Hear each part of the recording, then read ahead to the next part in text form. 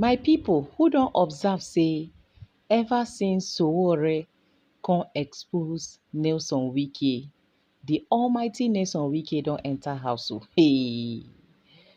Now wow! Because by now we don't dey go almost half of the month October. Nelson Wike never come out come grant any interview. He never call Channels Television and other television stations say he wan do ho ho ho ho ho wey dey go ask am question, he go say no, this one he no go answer, he go answer this one. We never hear paparazzi wey make people now come dey confirm am say e be like say that rumour wey we dey hear say the presidency they don call am to order say make e stay away from interview and other stuff. E be like say na true o, say kasala dey underground dey burst at this point like this. So e be like say that rumour na true o. Because by now if Nelson Wike never come out come talk anything, no be small thing, no be small thing. The almighty indeed has fallen. Make una come hear wetin people dey talk put on top of this matter and the secret wey come dey burst the more, because the more the silence, the more people they come out with their own secrets. Make una come, make we listen to them together, guys. To you viewers, let's begin what's trending. Social media has been awash with reactions after the Minister of Works, David Umahi, fired back at Oyo State Governor Seyi Makinde over criticism of the controversial Lagos-Calabar Coastal Highway project. Makinde had called as consultative and engagement meeting last Thursday, accusing Umahi of dancing around the cost. The minister, in response, while speaking during an inspection of the Kefi section of the Abuja-Mararaba Kefi Road, refuted Makinde's comments, stating that the governor misunderstood the nuanced details of road cost evaluation, insisting the highway should not be reduced to political soundbites. He then pointedly referred to Makinde as an electrician. Let's take a look. I heard, somebody showed me what my brother and friend, Governor Makinde of Oyo State said. I don't want to join issues with him, but I think he's an engineer. I think he's an electrician. Oh, sorry, they call it elect. Elect. This road construction, elect, no reach there. I'm a senior in governance, and I'm a senior in engineering practice. And so anything he doesn't understand, he should call me and ask. And I will not join issue because I have respect for our governors. I have respect for him as my friend and brother. But he should withdraw the word that I'm dancing around. I never dance around. And if he insists, he should come for debate. That is very important. He should come for debate, and we can this thing, So there is no ambiguity in cost per kilometer, but I'm teaching them that cost per kilometer could be divided into estimated cost, which has elements of variance, and then average cost, which is definitive. That is what it is. That was the minister there. He maintained that calculating average costs for a project of the Lagos-Calabar Highway's magnitude was impossible, reminding Nigerians that he remains an authority in the field of engineering. Costs per kilometer. Rufy, you started that conversation. Costs per kilometer. I didn't even understand what he meant by elect. Have you heard that before? Elect. Let me take some electrical reaction. engineering. Is that what they call it? Yeah, elect. elect. All right, let's take some tweets. I mean, this story has been viral. This is from someone on X who wrote, I love Engineer Dave Umahi. Engineering is a broad field of different expertise, no doubt. Engineer Seyi Makinde was only trying to spite him since they are both engineers. However, a civil construction engineer is different from an electrical engineer or a petroleum engineer. Then another ex-user wrote, but this is exactly why Nigeria can't move forward. Every disagreement turns into a CV context. Makinde raised a question on cost transparency. Umahi replied with credentials. Sir, this isn't wike verification. It's public accountability. The road isn't a personal project. It's taxpayers' money. Being a civil engineer doesn't exempt you from scrutiny. Even pilots get questioned before takeoff. Let me come to you, our favorite Niger wife. I will leave Rufai out for a moment on this subject matter. But you saw the minister there, of course, reiterating the point that you cannot calculate a figure. What are your thoughts on that?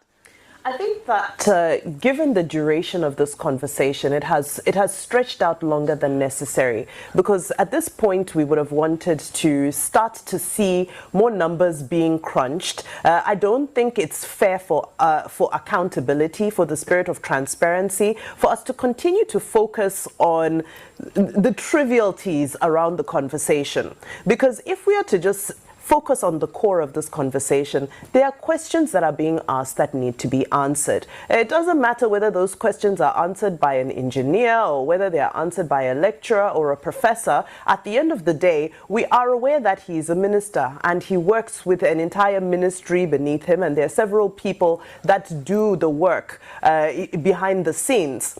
So if he didn't have the numbers initially, by now we would have wanted to have seen some sort of a broader conversation around educating people, because the fact that, he came on this platform and he did say, oh, let me educate you, this is how it's supposed to be, and so forth. It's important for us to educate the public. I, for one, am not an engineer, but I would love to know how it's calculated and how it translates into taxpayers' money. What is the budget? Where are we with that budget? He's spoken about, yes, there's an estimated figure, and then of course there's the delivered figure. We understand all of that, but it's just about how we bring this information together and communicate it to the public without personalizing issues, without reducing these issues to, what feels like personal battles. That's not the issue here. So I think for me, we just need to continue with the spirit of accountability and transparency. And this is the impunity, unfortunately, that continues to fester around us. Some people say that maybe what's holding us back is our beloved African culture. Because in African culture, you're not to question your elders, you're not to question people in positions of authority. There are a number of things that are considered a taboo. However, as much as we love and value our African culture, it's also important for us to now start having a conversation around where we are in a democracy, and the fact that democracy, the higher up you are in the food chain, the more of a servant you are to the people, and the more people have the right, authority, and access to you to get answers. This back and forth, I think is still highly unproductive. I understand that he has come out with some figures, but again, I don't think it's about holding press conferences and delivering figures. Let's see some beautiful graphic artwork. What were the figures that you saw? I think I saw something about 4 billion per kilometer, something like that. There were a lot of calculations. I know we were doing the calculations in studio, and there was 28 billion. There were a number of different figures. So I don't want to churn out figures that don't add up to, because you would have had to calculate them.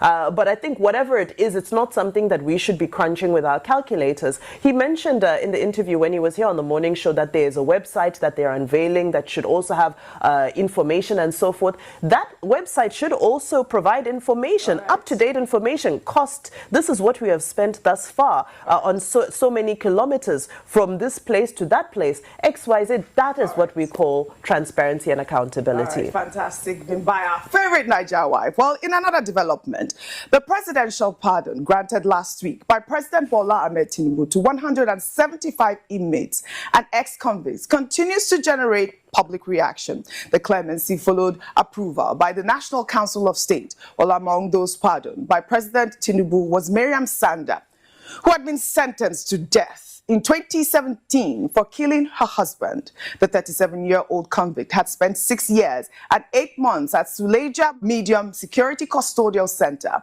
after being sentenced to death for culpable homicide. Her pardon sparked widespread criticism. In response, presidential spokesperson Bayo Ononuga said that Sanda's family pleaded for her release in the best interest of her 2 children, adding that the plea was also anchored on her good conduct in jail, her remorse, and her embracement of a new lifestyle, demonstrating her commitment to being a model prisoner. Sanda was arrested in November 2017 for stabbing her husband to death over alleged infidelity. She claimed her husband died after falling on a broken shisha pot during an argument. Rufai, we took this story back in, I believe, when she was sentenced, it was heartbreaking to hear the circumstances that surrounded her death. And I'll take some reactions because the story has generated quite a few on social media, X, Instagram, and of course, Facebook. And I'll take Obiora, who wrote, "You can call it mercy, or you can call it what it is. Another reminder of how uneven our system truly is. On paper, a pardon looks noble. A show of compassion, a second chance, the image of a just leader extending grace. But in a country where justice bends for the powerful, mercy stops feeling like principle and starts to look like privilege. Too many ordinary people are serving endless sentences for lesser crimes, forgotten in overcrowded prisons with no one speaking their names. They don't get presidential attention or public sympathy. They just fade into the system's silence. And then there's Nnamdi Kanu, 5 years in detention, dragged through endless court proceedings with no clear resolution and no political will to end it. The same government that can find compassion in one case somehow finds only punishment in his. That's not justice. That's selective morality. Rufai, we had Honorable Obia Agwocha on the morning show yesterday, and he, touched on this particular Twitter user's comment, the fact that, the only thing that Nnamdi Kanu is looking for is a release so that they could attend to his health. And, this sort of conversation of who gets pardon or not is, the sort of conversation I'd like us to have. I'll take another expose before I come to you. And this is from Awele, who wrote, "Was the family of the late Bill Yamin Bello, that's her husband, consulted and in agreement before his killer, Miriam Sanda, is being granted pardon?" That's the question. The reason for her pardon is vexatious. The late Billy Yamin had his life cruelly cut short. No opportunity to see his children grow up, and Miriam is free. And that's one of the conversation, that Miriam is free so that she can attend to her children. Your thoughts on the story, Rufai? I like to talk with empirical As fact. always, yes. Presidential pardon, offense committed, October 2025. Drugs, 29.2%. Unlawful mining, 24%. Homicide, 13.5%. Fraud and corruption, 12.3%. Hijacking, 5.3%. Firearms, 2.3%. Robbery and theft, 2.3%. Human trafficking, 1.8%. You see, at this rate, let's all go mad together. Because if we have now become a nation where we pardon criminals that our institutions fought hard to convict, then President Tinubu, in your next pardon, I have some names for you. You must pardon Lawrence Omajiakpo Anini. You must pardon Oyenusi, the criminal. You must pardon Shekau. Look at the joke Nigeria has become. You pardon all these people that have perpetrated heinous crimes, then you now have to drag the name of Herbert Macaulay in it to make it look legitimate. You now have to drag some of our founding fathers in it to make it, after you pardon all the criminals. Look at Farouk Lawan. There was a sting operation where the state security agencies, they were the ones that baited him with the bribe, the marked notes. He pardoned him. So what nation do we have? What nation, I ask, do we have? But in the case of Nnamdi Kanu, people have been speaking. Some Igbo, top leaders came to Buhari last time to seek a peaceful resolution to the matter. No. Nnamdi Kanu is not being granted access to see doctors. This one, they're not even asking for pardon, access to see doctors. But all of a sudden, we are seeing all of this pardon flying around. So what lessons do we want for children in the generations yet unborn? A woman, we took the story here, planned the attack for good measure, also lacerated the husband's body. You say you talk to the woman's family before you pass. So the husband family, they have nothing. How would the husband family feel today? And that's the right question. See, the prerogative of mercy is expected that a president will be able to, dispense that prerogative reasonably. But as it is today, like somebody was saying today, I think they should be adding civil society so that we can circumvent the names brought forward. You see, our nation has just become a joke where anything happens. At this rate, we'll start pardoning certificate forgers if they will not even give themselves pardon already. Right. So what kind of nation are we living in? What kind of generation do we want to give? What kind of country? They give themselves pardon? Tell me. How would they pardon themselves once they forge the certificates? No, people like Nnaji that their allegations of certificate forging. Yes. When they get to positions, they will pardon themselves now. All right. When they get high up there, they will pardon themselves. We are living in a country where, you are having all sorts of...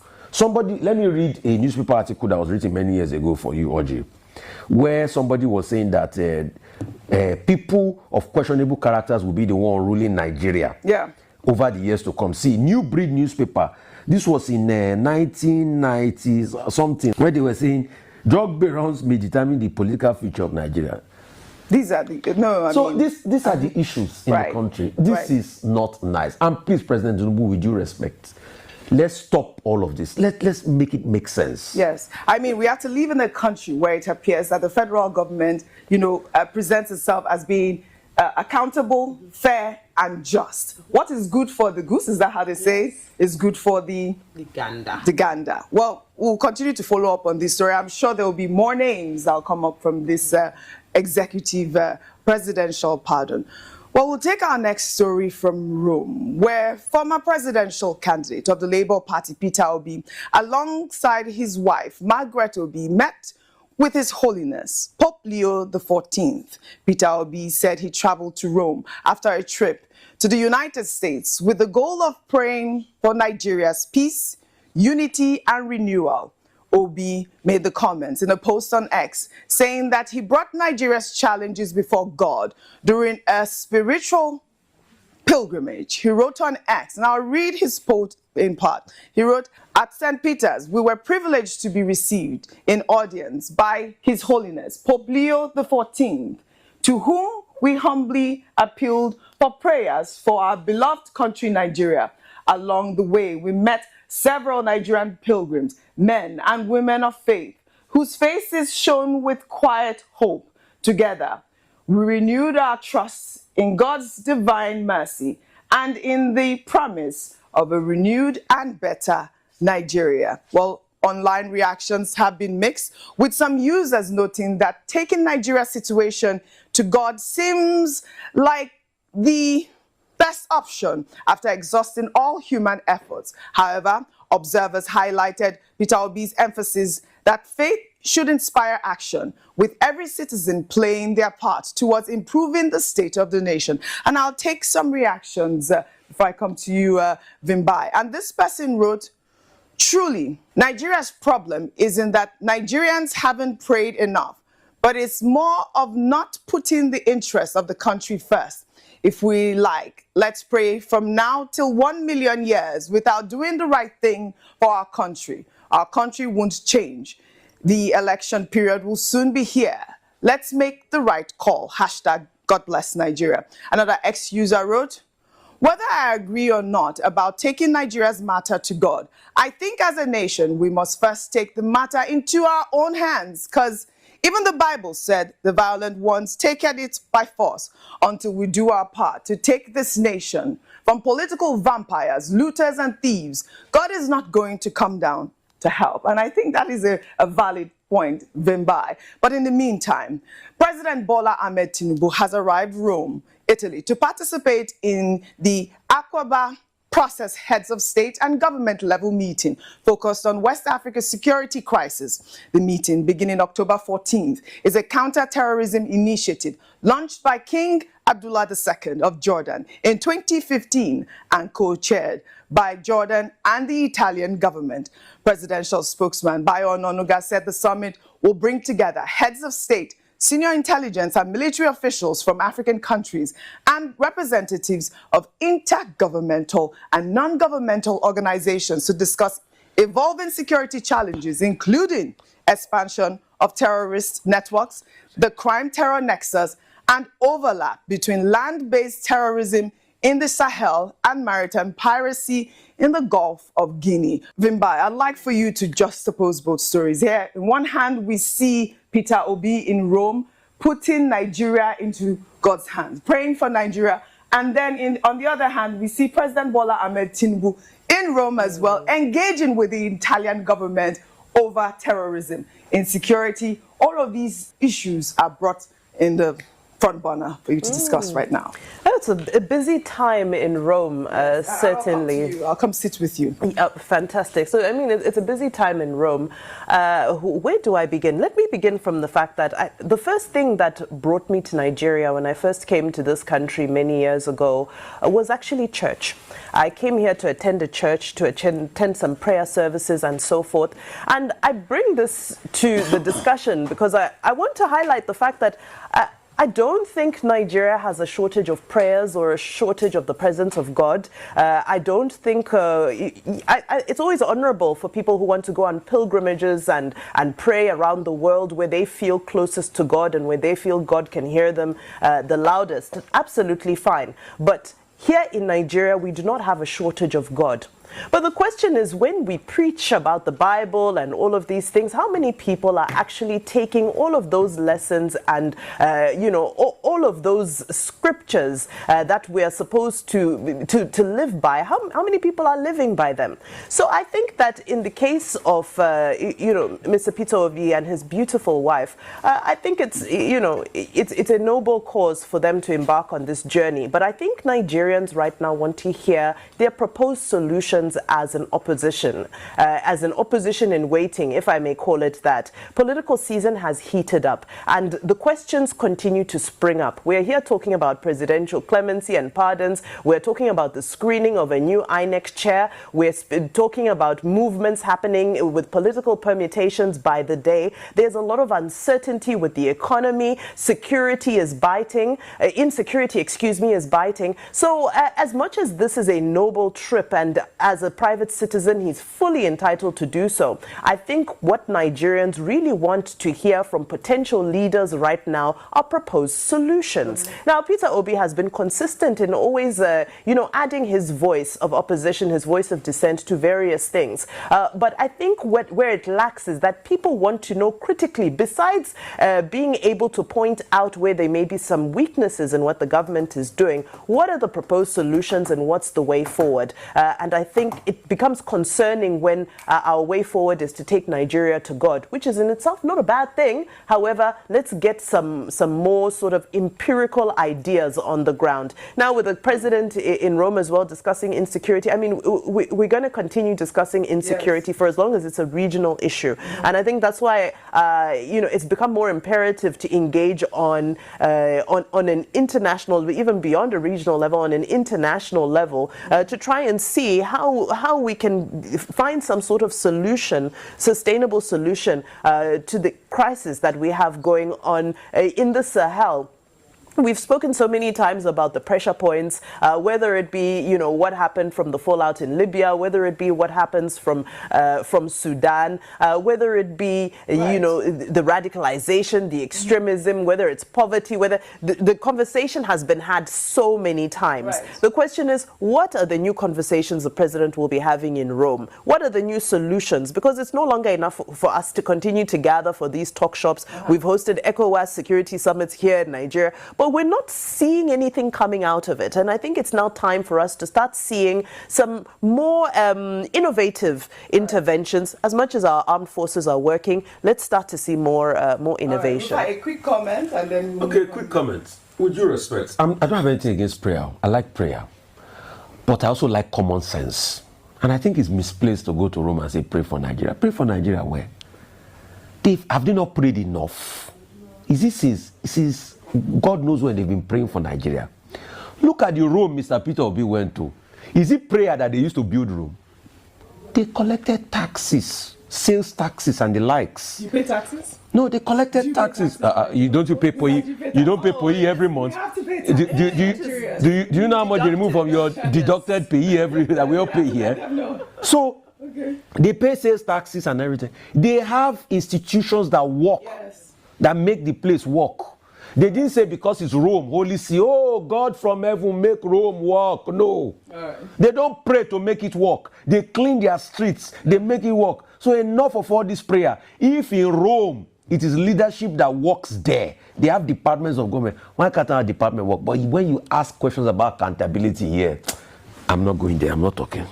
Move on. Cost per kilometer. I didn't see anything. He's asking I didn't see accountability. anything. No, I didn't. all right. I'm not seeing anything. Well, no. all right. Let's In move another on. development, Senate President Godswill Akpabio has recounted how a brief encounter with a young man during a flight years ago led to a life-changing act of generosity. While speaking at a recent event, Akpabio explained that during his time as governor, when he often flew commercial, a young man who had long wanted to meet him finally got the chance while serving as a cabin crew on one of his trips. The Senate president said the young man approached him at 35,000 feet in uniform and made a striking statement about wealth and morality.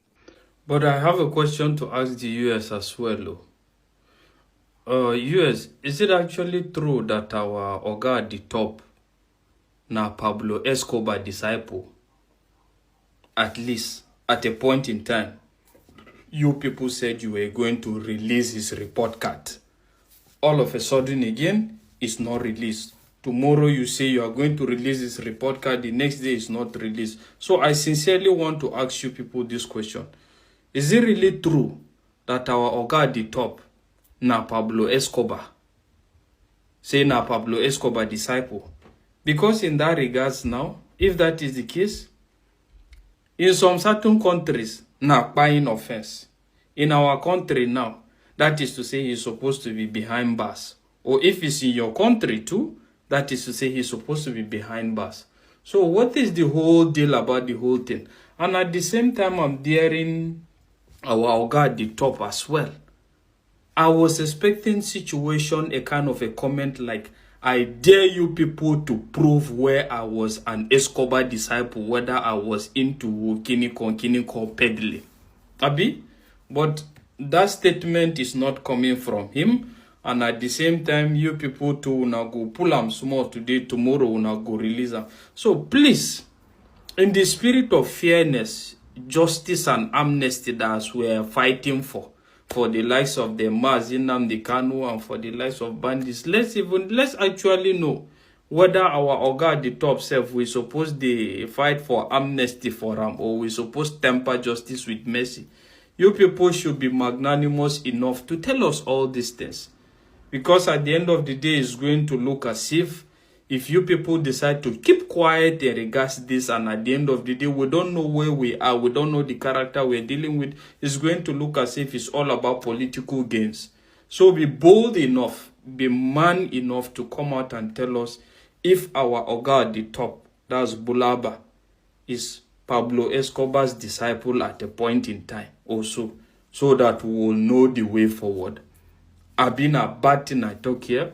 While in that regards as well, taken from the words of even Reno Omokri, who is now a strong advocate, Reno Omokri at a point in time came out to challenge our Oga at the top, that if he's lying, he should take him to court. So let's know now. You people, don't keep us in the middle, please, in the spirit of fairness. If you're all about our interests, please let us know this, because this information is vital and very important to L. Today, let's talk about politics. Someone asked me, in 2027, Peter Obi or Tinubu? I told him that question is not valid. Yes, because Tinubu is a candidate while Peter Obi is an aspirant. He said, yes, Peter Obi is an aspirant and he will definitely contest. I said, that is what I'm telling you. Remove the word definitely. And that was when I realized that this guy does not even know the difference between aspirant and candidate. Now, let me break it down for you. Before the general election, where me and you will go with our voter's card, cast our vote for whoever we want, your choice, my choice, there is an election, internal election. They call it primary elections. You understand? So for you to now say you want to be on ballot, for anybody to be on ballot paper before me and you, before we can cast our vote for the person must be presented by a political party. So that is what makes him a candidate, a flag bearer of a political party. So as it stands today, Tinubu is the only one who has the primary ticket, the APC ticket in his pocket, because nobody dares to contest primary ticket with an incumbent president. No. So all things being equal, when we remove the death factor, tomorrow is not certain for anybody. You understand? Including me and you. Anybody can die at any time. So when we remove that factor, we say Tinubu will definitely be on ballot paper in 2027. Now for Peter Obi, is the case the same thing? No. He's just an aspirant for now. So for him to contest the election, he must be a candidate. So how will he become a candidate? He must secure the ticket of a major political party. Not just any other party, major political party. That was one of the factors he lacked in the last election. And instead of you to look at those factors, you were shouting the rig election, the rig election. Not because of anything, but because most of you don't know how the game is being played. Now, when you now look at ADC, where he's trying to secure the tickets, we have gladiators like Atiku, El Rufai, Amechi, and the likes. Will he secure tickets while those people be looking? No, I will tell you no. Even if they want to do it on a normal playground, he cannot secure the ticket, because me and you will not be there. It will be something that will be done internally. Party members. How many of you online who are shouting you will be, we are obedient, are registered member of those political parties? Probably dear, maybe very small, very few of you guys. So, and when they are considering these things, what are the things they will consider? Almost all the odds will work against Peter Obi. And let me tell you, what I predict is Atiku might get the ticket, because majority of the odds favor him. Atiku is from the north, is from the majority. So where more votes are expected than Obi's region. Obi is from the southeast, which is a minority. And even in the last election, where he secured more than 90% of the total vote in the southeast, he came third. So votes coming from 2 states in the north might even cancel the total vote of the entire southeast. So that is one factor. Another factor is that the last election, they will look at the antecedents. The last election, Obi came third. Atiku came second. So even if you were the chairman of that political party, would you abandon someone who came second in the last election and go for someone who came third? No. So the best they can have, the best combination they can ever have is Atiku for president, Obi for vice president. That thing will be so strong that actually we have to sweat to defeat them. But greediness will not allow them to have it. Self-ambition will not allow them to have it. Anyway, I think APC will not pray they have it. Now, let's leave that. Now, I think I've cleared the difference between aspirant and candidate. Now, let's look at the structure. Because even if he leaves that party and goes to another party, does that party have what it takes to win an election? Huh?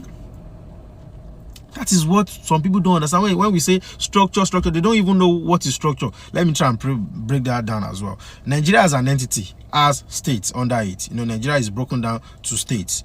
You understand? We have 36, and then each state is also broken down into local government. So altogether we have 774 local governments in Nigeria, and each local government is also broken down into wards.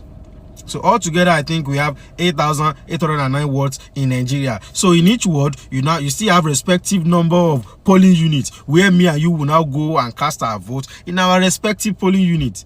So altogether we have 176,849 polling units in Nigeria.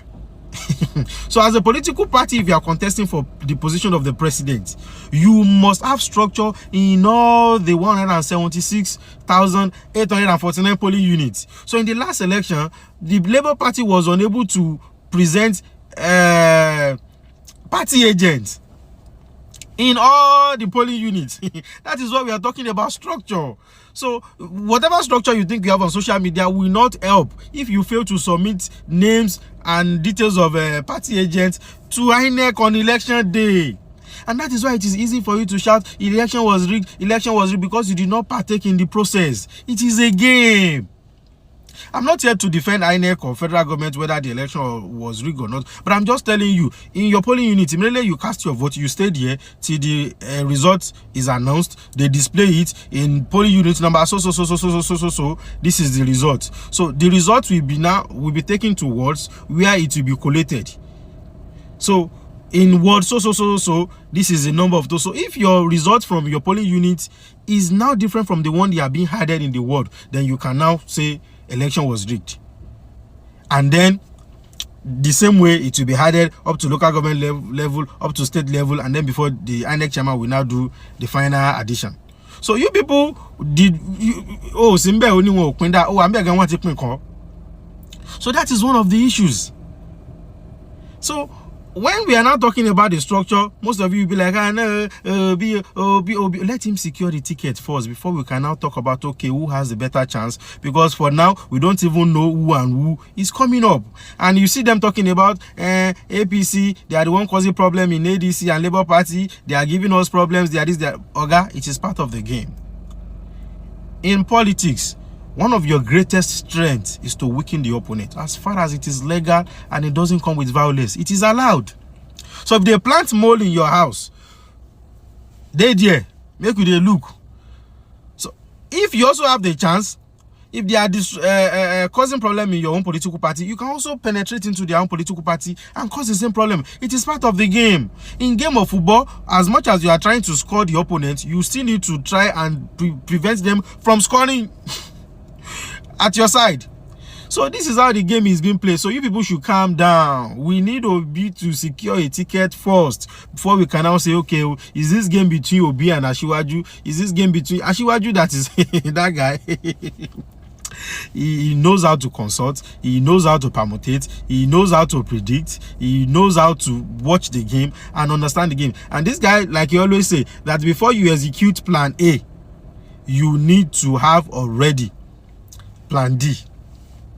That is, if you execute plan A and it fails, you have to apply plan B. If the same thing happens, plan C. So before you execute plan A, you must have 4 alternative plans ready to be executed. And this is the person that you people are now saying blah blah blah. You see, and when you even look at the general election, you discover that Obi's popularity in terms of the number of votes that he might secure in 2027, I'm telling you, is reducing day by day, because you see people trying to say, oh, I voted this person in the last election, I won't vote him in the next election. I'm not talking about governance here. Whether Nigeria is progressing or not, it's another topic entirely. I'm talking about politics, especially when it has to do with primary elections.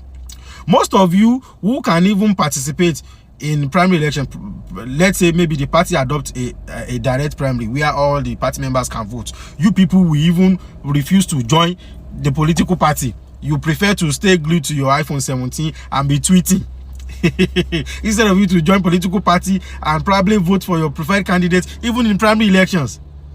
If you ask me, will Obi secure a ticket of a major political party in 2027 election? My answer will be no. I don't even know how to award any figure for him in terms of probability. He has a storm building, ransack them, steal from them, molest them, slept with how now waiting I hear, force entry and finish everything where they do, still buy all of them, and there is no police. This thing happened and not even one police was on site inside Abuja, the seat of power, where the seat of power is located.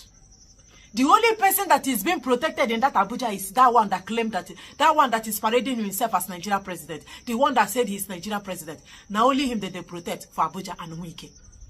Why I am talking about wike for this matter now because and why Arise TV should also be held responsible for this thing what happened to their colleague. It is their docility and their longer throat for money now waiting they cause some of these things. Most of the insecurity problem going on in Nigeria is because news outlets don't report any insecurity problem.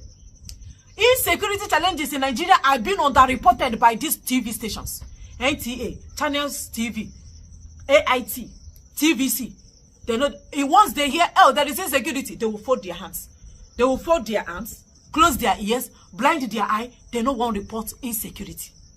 If you know how many people where they buy for Nigeria on a daily basis, this same week will pay TV stations millions of naira to come and do media chat with him.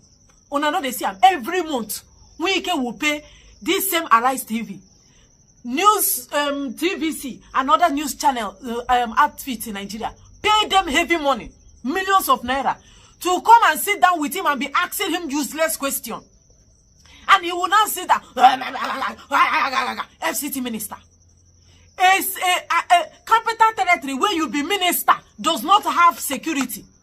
No get police, no get anything. Nothing is working. Anytime they are asking this guy a question, is it that he's talking about the fight when he fight with somebody many years ago? Or, oh, this politician do this, this politician do that. If Abuja is not protected, if Abuja is not safe, where again will be safe in Nigeria?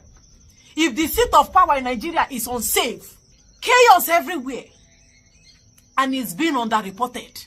And no, these TV stations, I think they are collecting money from these politicians so that the insecurity, all those people where they buy for different places, Benue, Kogi, Kwara, different places, Zamfara, don't report it, even in Abuja.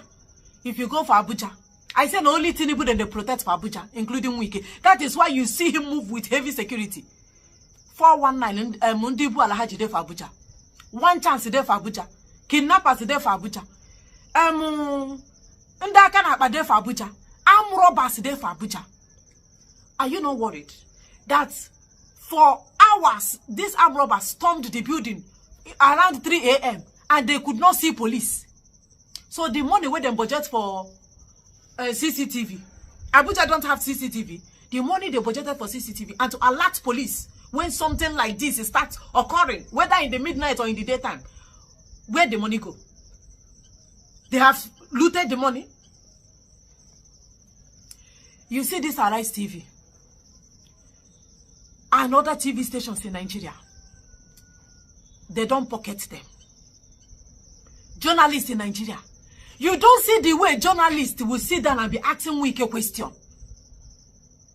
You don't see the way, the only thing where Wike concentrate on how to build ICT center and name it after Tinubu. Tell me how there will be sanity in that type of place. A state like Abuja, now where people go enter. I just hope that this thing will be an eye-opener for all these TV stations collecting money from Nigerian politicians to underreport the insecurity challenges in Nigeria. Nigeria can happen to anybody. It can happen to anybody. 29 years old lady in her prime age tragically lost her life. Why? Because of the incompetence of the leaders. Anybody wait tell her say something like this go happen to her, she go believe her. 15 men and police could not apprehend one. Police could not catch any of them. They went freely. They will tell you that they are doing investigation till 100 years. You no go see any report. Nobody, they no go catch anybody. Anybody will lose one or two of their members for Nigeria. That one don't go. It's just like a chicken pie. Look at how bandits. Just tell me how there will not be high rate of insecurity in Nigeria when government is negotiating with bandits. TV station, you know, they go for the houses of these politicians to ask them, especially the Castina own, that is still negotiating. Do you know that this negotiation, this bandit negotiation, they don't go for the third stage? They also negotiated with them 2 days ago. These TV stations no go ask these politicians, why are you negotiating with the bandits? The more you are negotiating with them, more criminals will be coming. If I see, say, government, oh, government, they even like these terrorists and they feel sit down with us, more, there is no job in Nigeria. And if government cannot clamp down on insecurity or clamp down on these bandits, more of them will be emerging. It will turn to an industry, a serious blooming industry. Because crime, anybody will thief anything for Nigeria, the person, the government must negotiate with you. And TV stations, no, they go query this government. Do you know that the duty of these media houses is to hold the government to account? If only you know the duty of news outlets, like having TV stations, independent TV stations, you will know that they work. Just like CNN and Al Jazeera. You don't say that whatever is happening, both in Gaza, anything that is happening in Israel, in Ukraine, in Palestine, CNN, Al Jazeera, they will report everything. Like they will give you everything the way they happen. They don't remove, they don't put. No government can hijack Al Jazeera and CNN. It's only in Nigeria that government can hijack Arise TV channels and tell them what they will report and what not to report. I say that they are not reporting the insecurity problem for Nigeria. The ones where they see for phone, now just few. 1%. Some people, when they record themselves, those bandits, they snatch their phone from them. So Arise TV and all the news channels in Nigeria, on don't say, Nigeria. When it's time, Nigeria, we can go invite una to come do media chats. I keep asking, this FCT drunkard minister, what is he inviting these guys for? What type of media chat? Okay, what are we saying today? In FCT, PDB, ADC, they are doing this, they are doing that. Shameless and a disgraced FCT minister. Look at the state where you be minister. You don't get water. You don't get light. You don't get good road. You don't get security. You don't get security. The only thing where you know how to do is to be moving around with. That is why I am always calling on Nigerians. May una no keep quiet, una go buy like chicken. The more you keep quiet, you will continue buying like toro toro. That is what they do in Nigeria. All these media houses, this media chat, when they give Wike a platform. He's paying them heavy money. Millions. These TV stations are after money. More than their lives. Money first before our life. Now, for them, money first before their lives. They will collect money. And we go, meanwhile, bandits are moving around freely, negotiating with government. Tell me how such a country will not continue giving scores, recording death roll, tolls every day. I can record on the state. Because the news houses have failed. They are running after bags of money instead of providing a sane environment for the citizens of Nigeria. This death could have been averted. Imagine where police responded immediately. A state like Abuja where no get police response team, where no get number where you go dial immediately, and police under 10 or 15 minutes, police go arrive. How will they arrive when they will be asking you money for fuel? How will they arise when they go say Roger me now? How much will I go Roger me? How will they arrive when they will ask you how many armed men? How many were they? How many are they? 15? Can you identify the gun where they carry? Okay, did you see AK-4010? Do you think they carry bomb? Police will be asking you question. When you tell them say there is insecurity in your area. And say no fuel. Sometimes they will even be pushing the car. The healers will come. And in most cases, there's no road for them to come. They will tell you, say, there is poto for your road. Inside Abuja. If this kind of thing can happen for Abuja, Nigerians know they safe. So, may una continue to invite Wike.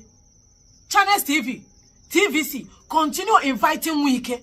Continue collecting millions of naira from Wike and be doing that useless media chat. Where they roll like an cook. PDP, APC. Look at your place. Look at the state where you be FCT. See insecurity. You know the shame. You do vomit rubbish every time. Doing useless media chat. When you get head and tail. No direction. APC and PDP. This and rubbish. Look at it. Arise TV don't lose one of their finest. A vibrant lady. Why? Because she's a Nigerian. Make them continue to invite Wike. May when Wike invite. May when no sit down talk about this insecurity. You don't enter. You know, say this terrorists say that they are coming to the urban areas. They will move closer. Say it's not about rural place. Say they go enter a state of big men. Then go buy people. The government will negotiate with them. Continue inviting Wike, continue inviting Nigerian politicians to come and be doing rubbish for our TV station. Stop reporting insecurity in Nigeria. Continue collecting money from Nigerian politicians. This lady never wished Nigeria to happen to her. She prayed. But it's not about talking the talk. It's about walking the walk. Stop talking and walk. Walk, talk, no, they solve problem. I pray. If you pray finish and government to do otherwise, you will be in trouble. If you pray finish and government negotiate with the bandits where they can't kidnap on, your prayer is in vain. You don't have a government. Right now, there is no government in Nigeria. Take it or not, there is no government. Sheuna, they support the incompetent president. It's Nigeria and not be Nigeria. This lady never knew that it will happen. Let us all continue praying. May Nigeria not happen to us. It has happened to a 29-year-old lady. And she never believed it will happen. May them continue to bring wike for their station. May wike continue they give Ogogoro sign and somebody where they on drug. Let them continue inviting him. Why Nigeria is sinking? Why millions of Nigerians are being kidnapped? Why millions of Nigerians are dying every day due to kidnapping, insecurity? Not made them not report more. Arise TV, channels, TVC, AIT, NTA. Stop reporting insecurity in Nigeria. Now door to door now. Me, I pray God will not allow it to happen to me, and God will not allow it to happen to you. Let us continue praying. We are not government. Our own duty. Now that Nyesi Wike, the former governor of Rivers State, the now FCT minister, is not in good time with President Asiwaju Bola Ahmed Tinubu. See, if this rumor is true, God, is it that rain that will fall in 2027? Let it fall now. Let the rain fall now. Let everybody to swim out. You see that rain? God, you see that rain that will fall in 2027? Let the rain fall now. There is a big rumors, allegedly, that Nyesi Wike is not happy with President Bola Ahmed Tinubu. The reason is that President Tinubu snubbed Wike preferred candidate for the INEC chairman. That is, Nyesi Wike suggested a candidate to be the INEC chairman, but Tinubu now abandoned the person that Wike suggested for Tinubu and went ahead to appoint Amupiton as the INEC chairman. So for that reason, Nyesi Wike is not happy with President Bola Ahmed Tinubu. No wonder. It's below. I see Wike coming out to talk, commissioning project, and going to Arise TV or Channel TV to talk about politics. No wonder. See, that rain that will fall in 2027, let it fall now. One beautiful thing about Nyesi Wike is that he will share virus, reach everybody. He will make sure that he touch everybody. You see, Wike, it will get to everybody. Everybody will collect their own share from Wike. Why you not go like Wike? My man, like Wike. You see, Wike, now you go be whip of fashion against APC in 2027 election. Because some governors, some members of APC, they feel like they are not valuable like Nyesi Wike in APC. You understand? For that reason, they believe that since Wike is more valuable than them that owns the party, rain will fall in 2027. Let the rain fall so that some people they will drink along. The son of the president of Nigeria, Sheyi Tinubu, is about to blow the minds of people in Nigeria. This is what Sheyi Tinubu is about to do. Wow. Wow. So Sheyi Tinubu is about to distribute 1 million copies of Bible across the nation in celebration of his birthday. Yes. Yes. So he wants to distribute 1 million Bible. Nigerian problem has become Bible now. People are suffering. People are passing through a lot. But he wants to distribute 1 million Bible. Nigeria will not cease to amaze me, to be honest. Yes, it's a good gesture, but read the room. Read the room. This is not the time for distributing Bibles and all the rest. The country is really struggling. Distributing Bibles to do what? The same Bible we've been reading, and things have not really, work well in the country. Don't get me wrong. Bible is good, but distributing 1 million Bible across the nation for what? That is not what Nigeria needs. Yes, he wants to celebrate his birthday. He can celebrate it the way he likes, but come on now. There are lots of ways to go about it. Distributing Bible is about bringing conversation. It's about making people to talk, and that is why everyone is talking. I see no sense to it, but it's his birthday. He can do what he wants, but Bible distribution is not the way forward at the moment. One love, peace. What do you think? Drop it on the comment. Is set to defect to the ruling All Progressives Congress. The announcement was made by the party's new caretaker chairman in the state. The governor is scheduled to officially join the APC this coming Tuesday. Reports indicate he will not be defecting alone. He is expected to be joined by the majority of the state's lawmakers.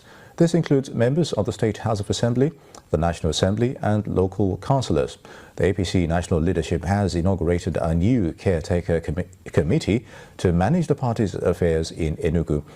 They stated that the party is a home for all and is focused on expanding its membership ahead of the 2027 elections. And in what specific ways has the Southeast benefited or will benefit from the ongoing gale of defections to the ruling All Progressives Congress? Is this all about the welfare of the people or just to protect the interest of the ruling elites? Senate Deputy Chief Whip Senator Onyekachi Nwebonyi, who represents Ebonyi North Central in the Red Chamber, joins us now from our Abuja studio to analyze these issues and more. Senator Nwebonyi, it's good to have you with us on Newsday. Thank you for having me. Very good. So how would you assess defections into the APC leading or rather heading to the 2027 polls from the Southeast perspective? Thank you for yet another opportunity. First and foremost, I want to welcome our leader and brother, the Executive Governor of Enugu State, and the entire good people of Enugu State into APC, the most popular party in Southeast Nigeria today. I say so because you can remember that during the 2023 election, the people of Southeast did not vote for APC. But outside that, the President Bola Ahmed Tinubu, upon winning the election, he remembered the people of Southeast in a very extraordinary manner. First, he started by giving us what I can call the #1 ministry, being the Ministry of Works. That ministry was given for the first time in the history of Nigeria to an Igbo man, in the person of Engineer Senator David Nwezo Umahi, who is doing us proud today as a nation. Outside that, this is the first time the people of Southeast is feeling very significantly the presence of federal government in Southeast through federal projects. You will agree with me that today most of our roads are receiving attention. For example, on the Enugu Highway is on course. Enugu-Aba-Port Harcourt Highway is on course. In fact, as I speak to you, one lane of that double carriageway is fully completed.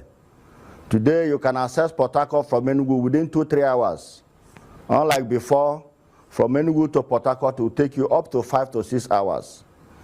Outside that, Mr. President is set to connect Ebonyi through Benue down to Abuja, through this section of this coastal road that is ongoing. As I speak to you, work is ongoing at the Afikpo axis. Work is also ongoing at Mbeke-Isheke axis towards the Igmale. Outside this, you will agree with me that Enugu 9th Mile Makodi Road is receiving attention, not just attention, but very solid attention. So in view of all this, we, the people of Southeast, have decided to appreciate the party that we did not vote for, but yet they remembered us. That is why everybody today in Southeast is moving towards APC. So once again, I welcome my brother, Barrister Peter Mba, the executive governor of Enugu State, with all the senators from Enugu State, of APC extraction, and all members of their former party into the greatest party in Africa, the APC. Thank you. All right, Senator. Well, some people would argue that all of these defections we've been seeing in recent times, and of course the most recent one, the Enugu State governor, are really not about ideologies or for the betterment of the people, but for some personal political interest. What are your thoughts on that? And is this a change